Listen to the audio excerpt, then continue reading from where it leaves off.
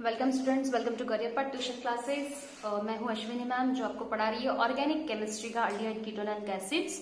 आज हम reactions, most important reactions पढ़ने वाले हैं चैप्टर के, जो काफी वेटेज वाले रिएक्शंस है और मोस्ट प्रोबेबिलिटी रहती है रिएक्शंस पूछने की। मैं हमेशा बताती हूँ कि जैसे name reactions furtherly important reactions होती ही है, तो आज हम नेम रिएक्शंस पढ़ेंगे। ठीक है, तो सबसे पहले हमारे रिएक्शन है अल्डोल कंडेंसेशन।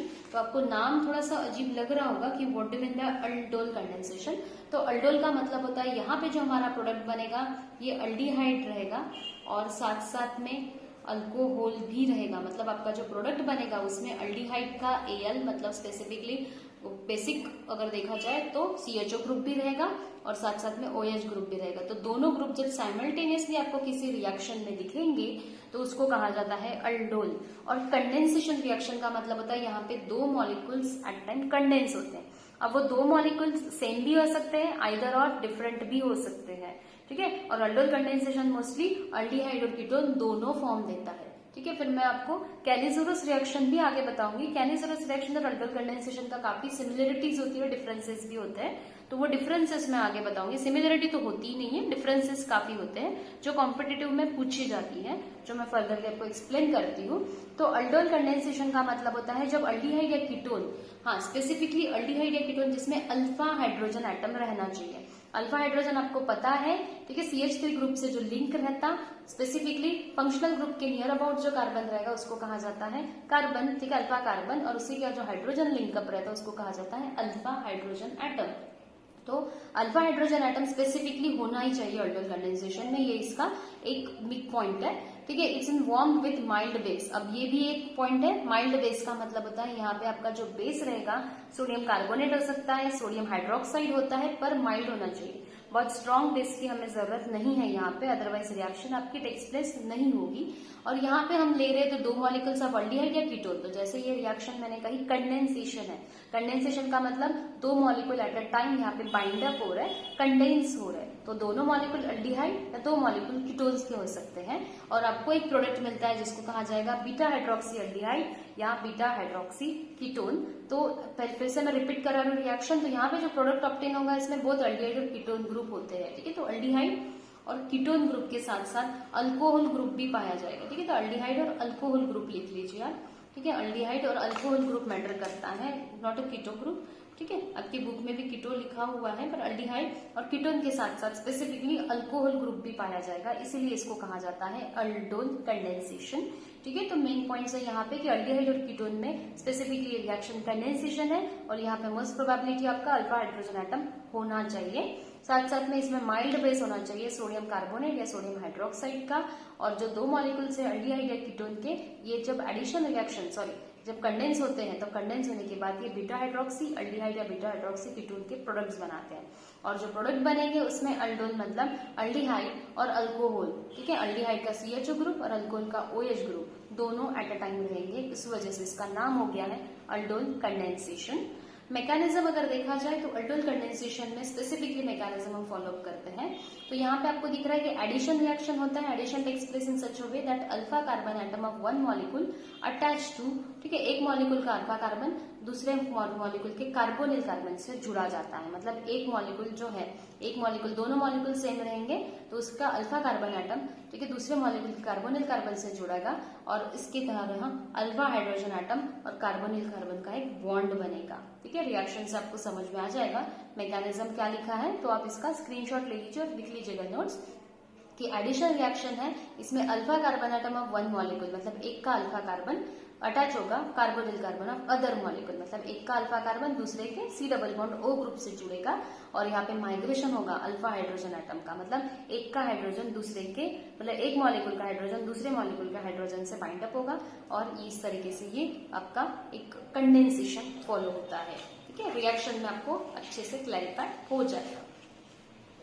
एग्जाम्पल्स में देखिए मैंने दोनों फॉर्म दिए हैं, अल्डिहाइड का भी और कीटोन का भी।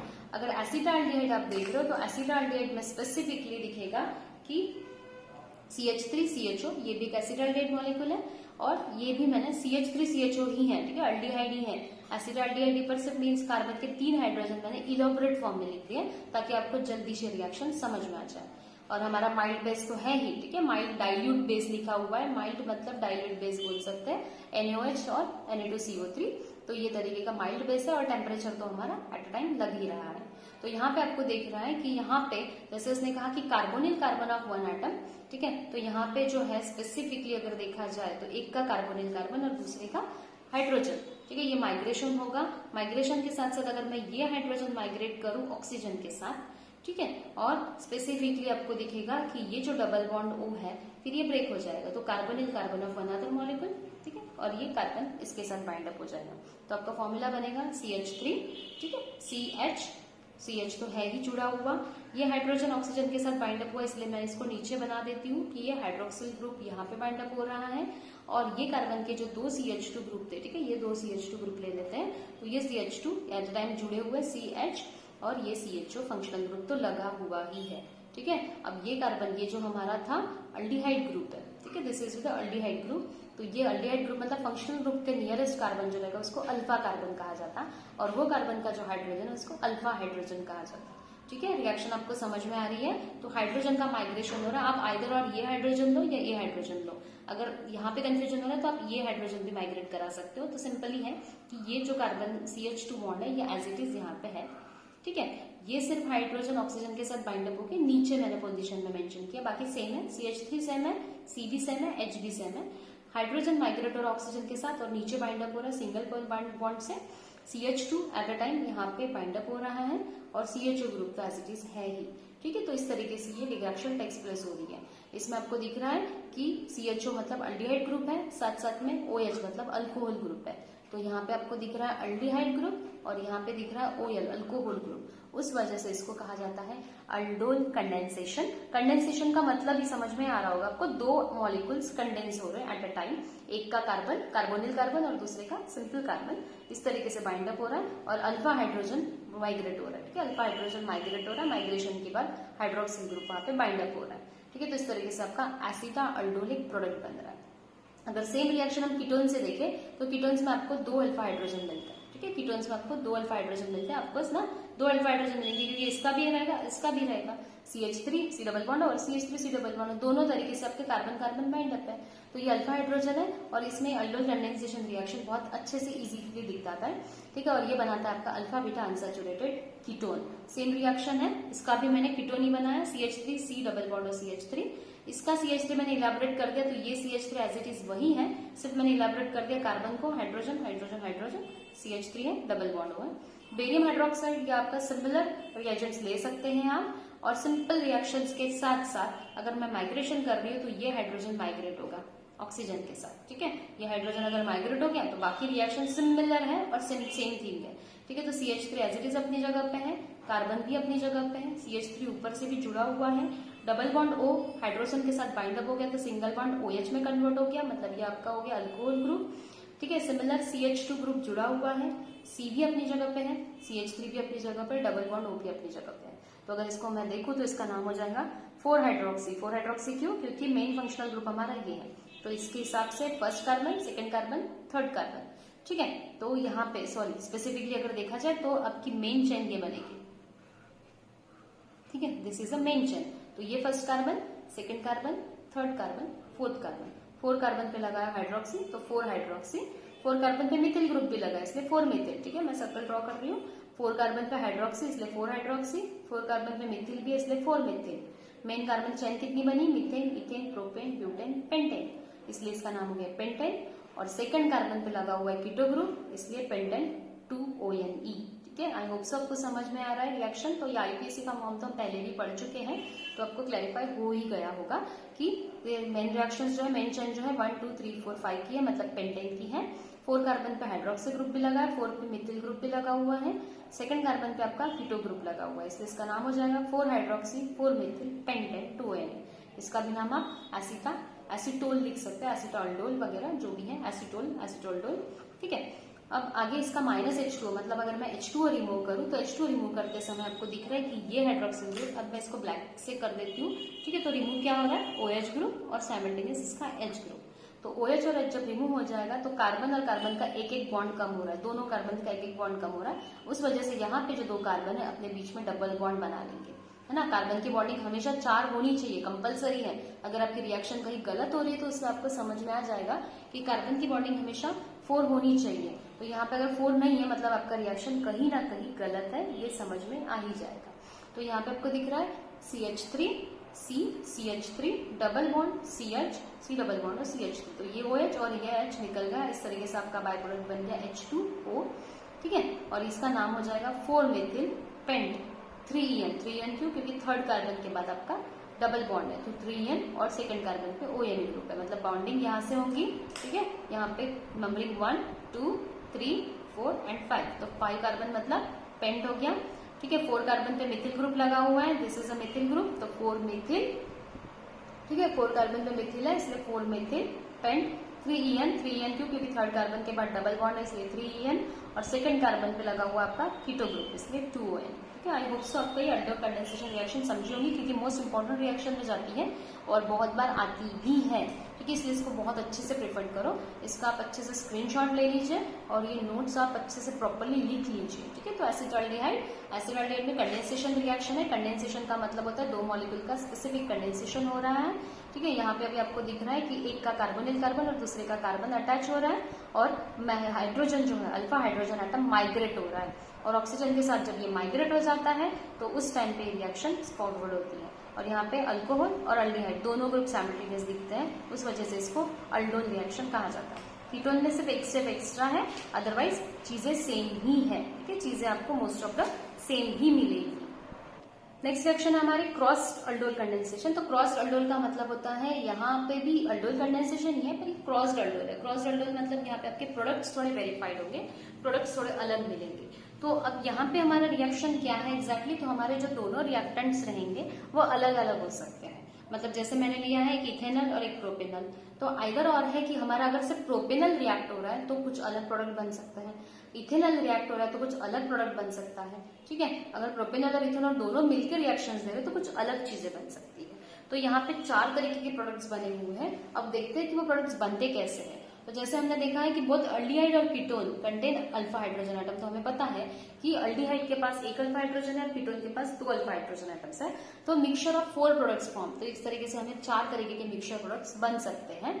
तो mixture of ethanol and propanol on reaction with dilute alkali, क्योंकि हमारा अल्डोल कंडेंसेशन हमेशा डाइल्यूट अल्कली, डाइल्यूट मतलब माइल्ड बेस में ही हो रही रिएक्शन, हमेशा याद रखिए ये माइल्ड बेस पे ही होती है। अगर ज्यादा स्ट्रॉन्ग बेस हो गया तो रिएक्शन आपकी टेक्स प्लेस नहीं होगी, और ये 4 प्रोडक्ट्स बनाती है, eating of more mixture products, ठीक है। तो जैसे इथेनॉल और प्रोपेनॉल बना रहा है, तो इथेनॉल और प्रोपेनॉल में आपको दिख रहा है कि सिमिलर चीजें हैं, ठीक है। सिर्फ रिएक्शंस में क्या टेक्स प्लेस हो रहा है वो देखते हैं, ठीक है। तो प्रोटोनॉल्डिहाइड करके एक प्रोडक्ट बन रहा है हमारा इथेनॉल प्लस प्रोपेनॉल। अगर देखें तो इथेनॉल प्लस प्रोपेनॉल में आपको रिएक्शंस दिख ही रही है कि CH3CHO CH3CH2CHO, ठीक है। अब प्रोटोनॉल्डिहाइड है और यहाँ इसका आपका मैकेनिज्म नहीं है, आपको स्टेट बोर्ड में स्पेसिफिकली मैकेनिज्म ड्रॉ नहीं किया हुआ है, उस वजह से रिएक्शन समझने में थोड़ी प्रॉब्लमेटिक हो सकती है, क्योंकि जब तक हम मैकेनिज्म नहीं समझते तब तक हमें रिएक्शंस क्लैरिफाई नहीं होती है। तो मैं फिलहाल आपको ये सब प्रोडक्ट्स लिखा के देती हूँ।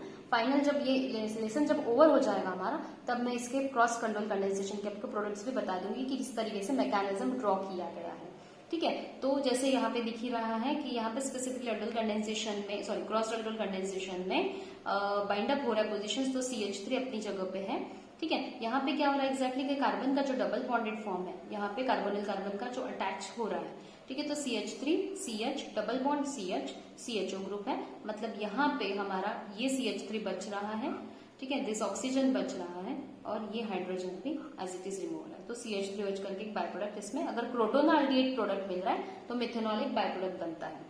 नेक्स्ट अगर है तो 2 मिथिल पेंटेन 2NL करके बाय प्रोडक्ट बन रहा है, तो यहाँ पे आपको CH3 CH2 CH double bond C CH3 CHO बनता है। अगर नेक्स्ट इसके अगर स्पेसिफिक सिर्फ प्रोपेनॉल रिएक्ट हो रहा है तो इस तरीके से बाय प्रोडक्ट भी मिल सकता है, CH3 CH double bond C CH3 CHO। और अगर और एक प्रोडक्ट दोनों मिला के अगर रिएक्शन हो रही है तो इसमें CH3 CH2 CH double bond CH CHO करके प्रोडक्ट मिलता है, ठीक है। तो ये रिएक्शंस मैं स्पेसिफिकली एंडिंग में फिर से एक्सप्लेन कर दूंगी विद मैकेनिज्म के साथ एक्सप्लेन करती हूँ, ठीक है। तो क्रॉस अल्डोल कंडेंसेशंस में आपको समझ में आ रहा होगा, ठीक है। तो ये फिलहाल आप लिख लीजिए, मैं इसको फाइनली फिर से एक्सप्लेन करती हूँ। मुझे पता है इसमें काफी क्वेरीज होंगी आपको कि मैकेनिज्म नहीं ड्रॉ किया मैम ने, पर मैकेनिज्म के साथ में आई होप सो मैं इसको बहुत अच्छे से एक्सप्लेन करके दे दूंगी आपको, ठीक है। सो नेक्स्ट रिएक्शन है हमारी कैनिज़ेरो रिएक्शन। कैनिज़ेरो रिएक्शन भी अल्डोल कंडेंसेशन जैसी ही इंपॉर्टेंट रिएक्शन है, पर यहाँ पे हमारे रिएक्शन में विदाउट अल्फा हाइड्रोजन एटम की रिएक्शन होती है। ठीक है, तो यहाँ पे जैसे अल्डोल कंडेंसेशन हमारा, अल्डोल कंडेंसेशन अगर देखा जाए तो वहाँ पे अल्फा हाइड्रोजन एटम नेसेसरी है, पर कैनिजोरस में अल्फा हाइड्रोजन एटम नेसेसरी नहीं है। फिर हमारा अल्डोल कंडेंसेशन हो रहा था माइल्ड बेस में, पर कैनिजोरस रिएक्शन हमारा कॉन्सेंट्रेटेड मतलब स्ट्रॉन्ग बेस में हो रहा था। और यहाँ पे ये रिएक्शन जो है आपकी ऑक्सीडेटिव रिडक्शन रिएक्शन बोल सकते हैं। ठीक है, ये ऑक्सीडेशन रिडक्शन रिएक्शन कहलाती है, क्योंकि यहाँ पे सेल्फ ऑक्सीडेशन और सेल्फ रिडक्शन होता है रिएक्शन में। ठीक है, वही आप अल्डोल कंडेंसेशन में स्पेसिफिकली कंडेंसेशन नाम ही है, अल्डोल कंडेंसेशन का मतलब 2 मॉलिक्यूल कंडेंस होते हैं, पर यहाँ पे ऑक्सीडेशन और रिडक्शन दोनों साइमल्टेनियस होते हैं। ठीक है, एक ऑक्सीडेशन दूसरे का रिडक्शन, और प्रोडक्ट जो बनेंगे वो कार्बोक्सिलिक एसिड रहेगा और एक जो रहेगा वो अल्कोहल। ठीक है, सो कार्बोक्सिलिक एसिड जब रिएक्ट होता है अल्कोहल के साथ तो गिव्स अ साल्ट, एक तरीके का साल्ट बनता है। और यहाँ पे एक सेल्फ ऑक्सीडेशन रिडक्शन रिएक्शन है, इसलिए इसको कहा जाता है कैनिजोरल रिएक्शन। ठीक है, होप सो ये समझ में आ रही होगी, क्योंकि इंपॉर्टेंट है। अल्डोल कंडेंसेशन और कैनिजोरल रिएक्शन का कंपैरिजन भी बहुत बार पूछा जाता है, इसलिए मैं बार बार आपको बता रही हूँ। अल्डोल कंडेंसेशन में अल्फा हाइड्रोजन एटम नेसेसरी है, पर कैनिजोरस में रिएक्शन नेसेसरी नहीं है अल्फा हाइड्रोजन एटम। उसमें हमारा माइल्ड बेस था, इसमें स्ट्रॉन्ग बेस है। वो हमारी कंडेंसेशन रिएक्शन थी, ये हमारी सेल्फ ऑक्सीडेशन रिडक्शन रिएक्शन है। ठीक है, फिर यहाँ पे स्पेसिफिकली अगर प्रोडक्ट देखे, अगर कैनिजोरस में प्रोडक्ट देखे तो यहाँ पे अल्कोहल और एसिड प्रोडक्ट मिलता है, अल्कोहल और एसिड प्रोडक्ट मिलता है। ठीक है, पर वहां पे अगर प्रोडक्ट्स देखें तो हमारा कंडेंसेशन के साथ साथ मतलब स्पेसिफिकली हमारा बीटा हाइड्रोक्सी प्रोडक्ट मिल रहे थे, अल्डिहाइड या कीटोन। ठीक है, रिएक्शन की तरफ मूव करते हैं तो जैसे फॉर्मेल्डिहाइड है, फॉर्म हो रहा है कॉन्सेंट्रेटेड NaOH के साथ, सोडियम फॉर्मेट बनाता है और मिथिल अल्कोहल बनाता है। काफी इजी सी रिएक्शन है।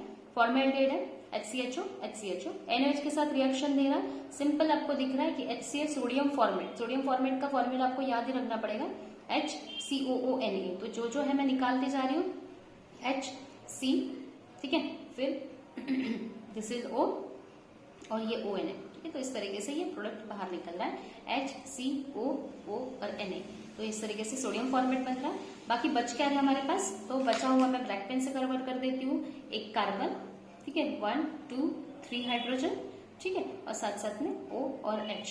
ठीक है, मतलब CH3OH। तो ये हमारा मिथिल अल्कोहल प्रोडक्ट मिलता है। काफी इजी सी रिएक्शन है। आपको सोडियम फॉर्मेट याद रखना है कि कैनिजोरस में फॉर्मेट बनता है, सोडियम फॉर्मेट बनता ही है, क्योंकि स्ट्रॉन्ग है NaOH और उस वजह से वो इंटरफेयर करेगा ये रिएक्शन में। तो हमारा प्रोडक्ट बन रहा है सोडियम फॉर्मेट के साथ मिथिल अल्कोहल। ठीक है, तो सोडियम फॉर्मेट के साथ मिथिल अल्कोहल। सेम रिएक्शन ये मैंने एलिफेटिक के साथ बना दी, और एरोमेटिक के साथ अगर बना रहे तो बेंजाल्डिहाइड है, NaOH है, 2 मॉलिक्यूल्स बेंजाल्डिहाइड के मैंने बनाए, ये भी एक बेंजाल्डिहाइड ही है।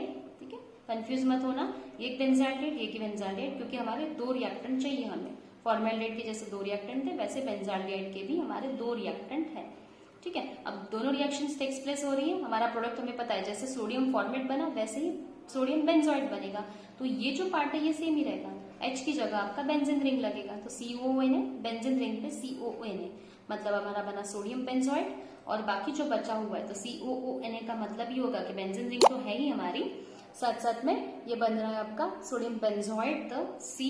ठीक है, मैं इसको मार्क कर देती हूँ ऑरेंज पेन से, जो मेन प्रोडक्ट बन रहा है हमारा, दिस इज CO।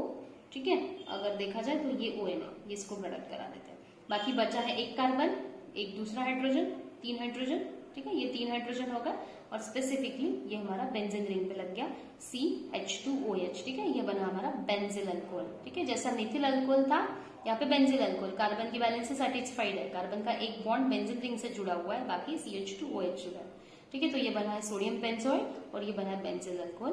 तो ये काफी इंपॉर्टेंट रिएक्शंस है जो आपको बहुत अच्छे से करनी है। ठीक है, तो कैनिजोरल रिएक्शन में अगर देखा जाए तो ये काफी इंपॉर्टेंट पार्ट होता है। तो कैनिजोरल रिएक्शन हमेशा याद रखिए, अल्फा हाइड्रोजन एटम नेसेसरी नहीं है। ये रिएक्शन हमेशा कॉन्सेंट्रेट NaOH के साथ होती है, और ये ऑक्सीडेशन रिडक्शन रिएक्शन है। और इसमें जो प्रोडक्ट बनेंगे ये बनेंगे स्पेसिफिकली फॉर्मेट, मतलब स्पेसिफिकली हमारे यहाँ पे रिएक्शन जो प्रोडक्ट्स बनेंगे वो बनेंगे अल्कोहल और एसिड।